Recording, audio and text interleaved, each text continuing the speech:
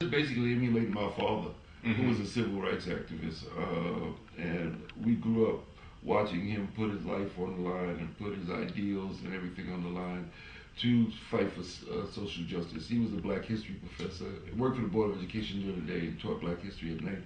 So a lot of what our ideals came from our father's stance on social justice. And one of the most powerful moments that was formative in my life, and I talk about this quite a bit, was when I was like, I guess I was 6 or 7 and Russell was 2 or 3. They were building Rochdale Village out in Queens, and my father was the captain of the picket line, and they were bringing some bulldozers in, and it was all about they didn't have any Black construction workers there, and and he would not allow them to bring the bulldozers, and he laid down in front of a bulldozer, and to see our father do something that courageous and that powerful, has had a profound effect on us later on in life.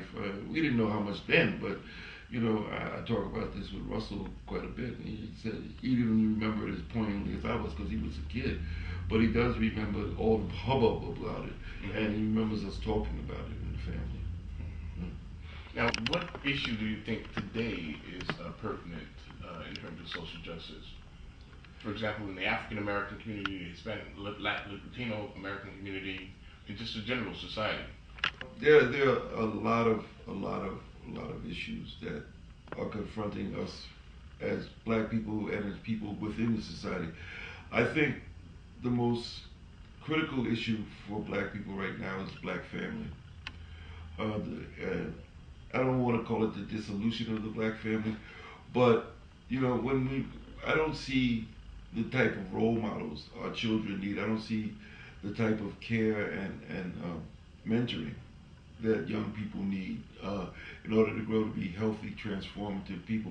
I don't see young people entering into the area of social justice anymore, and having a feeling for community. A lot of what media has done is make this a very me generation, and without guidance from family and extended family, young people are following what they hear in the media more and more. Everybody's watching TV areas online, watching these videos, and these you are what you see and what you eat and all this, and so that's what they're fed. So I think that one of the big issues for us is to take in hand and to guide our young people, because when we think about who our next generation is going to be and who our leaders are going to be going forward and the type of issues that they're going to confront, we don't necessarily need them talking about they need a new Bentley. They need this or some of the dangerous images they put out about relationships between men and women, about all of this stuff that's being put out there and being fostered by media is detrimental to the family. And I may be old school in saying this, but I think the family is the social unit that teaches you who to be, and also the Black church. And I'm not a big proponent of church, but I know that most of my moral and ethical things came from my parents making me go to Sunday school and go to church and this, that, and the other. And you can get it from other places. But all of these things went to inform us of who we were. And these things are not as strong as they used to be. And so I think we need to strengthen our institutions in those areas. And I think we need to strengthen our cultural institutions also. Now, as an artist, how have some of these issues affected your work, and how has some of your work affected these issues? As an artist, I mean, most of my work, the paintings and the stuff I do, and most of the stuff I write is about spirituality and the relationship of human beings to each other and the relationship with human. But my work as an artist extends beyond my personal work. My work as an artist extends into the community organizing and the organizing of the arts that I do. The reason for the Rush Philanthropic Arts Foundation and the reason for most of the things I do is to ensure that there's equal access for our children and equal access for our artists to have their voices heard. And the voices of artists are really crucial in shaping young people's lives. Just the fact that you teach young people how to create something, I'm not trying to create any more artists. What I'm trying to create is independent and help to create, not me personally, help to create is independent thinkers, people who think creatively. You know, like I said, when we were talking, we're in a world of trouble here, and somebody's going to have to be creative enough to think of new solutions for us. And education in the arts allows children to see things that weren't there within themselves and manifest them into the world. That's what art is, to come from within yourself and create something that wasn't there before. And that extends into all areas of our lives. You know, once you start thinking creatively about one thing, you can't stop. You're thinking creatively about your situation and the situation around you. I found that the creation of deaf poetry, which was much more powerful than giving poets a voice, it created a lot of access for teachers to find something that kids were interested in. And so poetry is a gateway to literature and literacy. And so there are a lot of literacy programs right now in the country that were started and emulated what the poets, adult poets, were doing. And kids are now speaking to each other, speaking about issues that they really care about. And if those sort of things were expanded, you know, our kids would be talking about things that really meant something to them and not about material things. Now, your new project, Deep in Your Best Reflection. Well, that's a book of little love poems. That's a whole different thing. And it's pretty hot, but it really explores some of the issues that are affecting relationships between the sexes. Like that. Yes, it does. Well, you know, it's a very personal book. So it talks about my relationships with people missing, longing, being in a relationship, losing their relationship, starting new relationships. It talks about love and lust and giving to each other as lovers and as partners. And it talks about some of the beauty of relationships. And so, in that way, but it's really personal. It started out as a text love letter to a girlfriend of mine. It expanded. And when, you know, I started doing that, I said, this is a book. And I started creating it as a book after that. Can you read something from this? Long distance loving.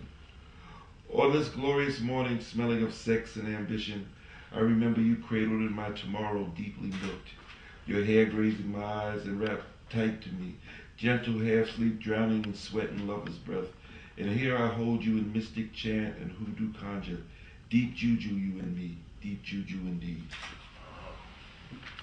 But you know, I think poetry should do a lot of different things. I think one, it should expose social justice issues, it should expose social issues, expose political issues, it should talk about those sort of things.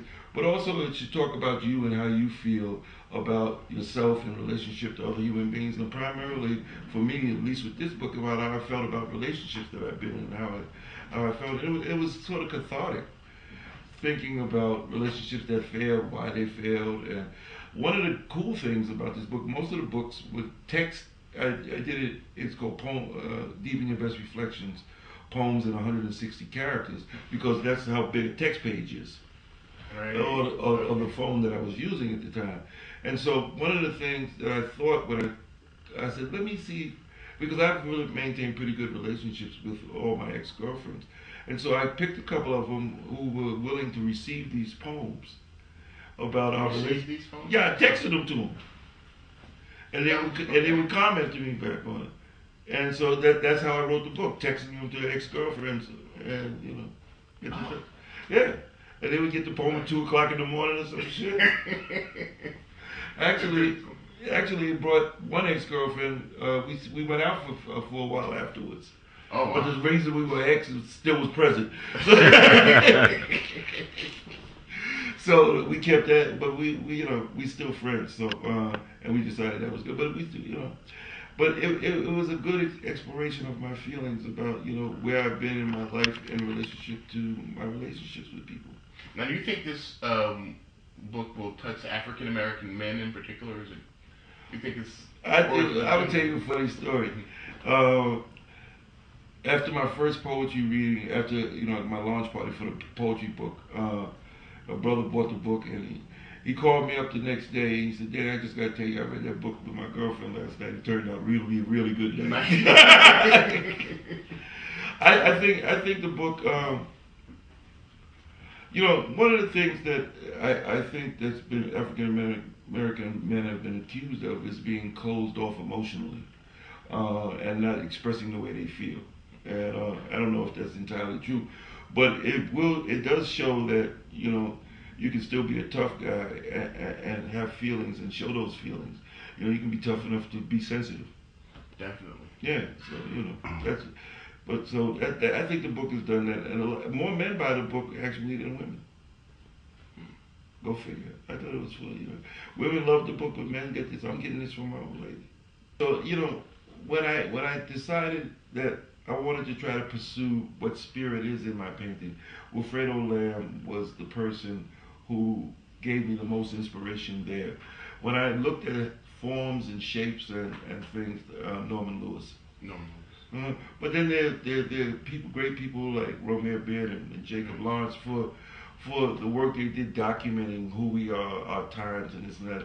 That's really, really important, and they're inspirations in different ways, not necessarily with my painting practice, but just who they were to the movement, to the African American arts movement, which is and then a bunch of contemporary artists who I really admire, but not as much as inspirations as those artists that went before me. And would you say spirituality plays a big role in your artwork? It really does. In some way, shape, or form, I've always been trying to capture man's relationship to spirit, man's relationship, how a spiritual connection not only to a higher power, but that same spiritual connection is the same connection between human beings, between man and man and other human, man just being human on the earth. It's a whole spiritual experience. It's your physical body is walking through it, but this is a spiritual experience, and the connection that you have to other human beings. You communicate on a spiritual level. You get a vibe from somebody. You feel those person. The words emulate how you're feeling about that. And so, my pursuit with color, shape, form is always trying to touch spirit in some way, shape, or form. I think that the internet is the biggest opportunity to get information out there beyond what used to be our local audiences of people. Harlem Times, back in the days would be just interested to people that could get it in Harlem or beyond. Now the Harlem Times can reach the whole entire world. I think the challenge with all internet stuff is marketing and letting people know you're there. The content is there, and you create great content. It's figuring out innovative ways to get the word out that this is here. I think that our stories told by Harlem Times and magazines like African Voices are critical, and we need to figure out how to best utilize that medium, because it's the medium not only of the present, but it's the medium of the future. Paper, print, and stuff is fast becoming obsolete. Books are becoming. Most people are getting their books on what's that, Nook and stuff like that. Right. E-readers and all of that stuff. So I mean, all this electronic data is really important that we get it out that way, because that's the way young people are getting stuff. Older folks still are into print media and get our magazines. But Ebony just started at ebony.com, and people are starting the .com is the way people are going to get their information. So I think you guys have a huge opportunity right now to get out there with these stories about what we're doing in our communities and be really influential and allowing people to see the inside of what goes on in that and control the message. Because a lot of the message, if it's created by other people, is not the accurate message. And so if we tell our own stories, we have a better chance of making some change happen, because we have a beautiful story.